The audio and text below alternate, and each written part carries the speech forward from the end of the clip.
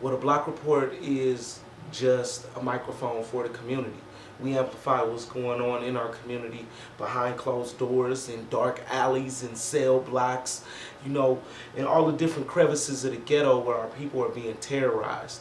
We try to do the type of media that frees the people's minds from the matrix and from big corporate bosses running what we think and brainwashing us.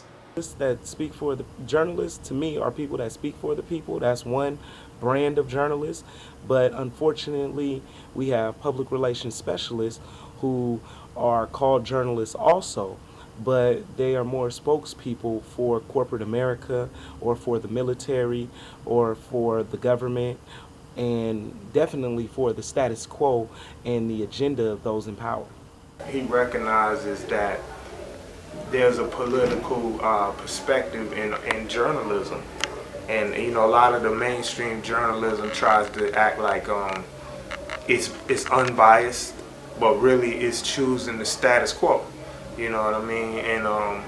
And it's trying to play it safe and be quote unquote politically correct, but all media is something we learn in the revolutionary education. All media has a political line, and I think JR understands that, and he represents the black struggle, the oppressed struggle, the youth struggle, the human rights struggle, you know what I mean, and just tirelessly, you know what I mean. He's the Black Power Anderson Cooper, you know what I mean. So for many years, I done ran into JR in our travels on the West Coast, and then we would bump into him on the East Coast, and he always opened his platform up for Dad Prez, when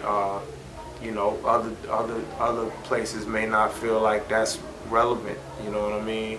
JR definitely always made us feel important as artists and gave us a chance to be heard, and everything that we were doing musically or in the community, we know we always had a voice with his platform, and so I gotta respect him for that, you know what I mean. And having radio journalists, having bloggers, having soapboxers, people in the streets throwing up graffiti, and all of the different ways that our voices get heard, is key, because it ain't gonna get heard, without that.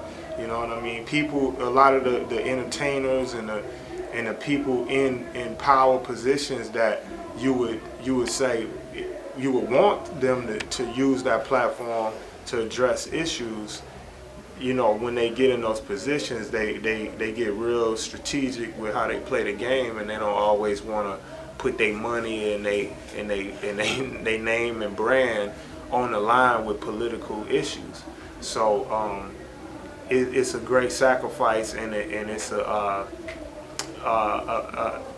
community investment that people who do that make. Because even some of those people up there that don't want to say nothing, they still benefit from people that lead those kind of causes. You know what I mean? And they do it safely behind, keeping their mouth closed about certain things. So you gotta respect it.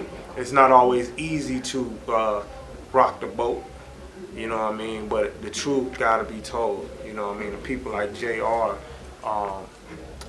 are some of the only outlets we have of that, and JR recognizes that our voice is just as powerful in the media, and just as valid and just as necessary, as any CNN or Dixiecrat newspaper or whatever, you know what I mean?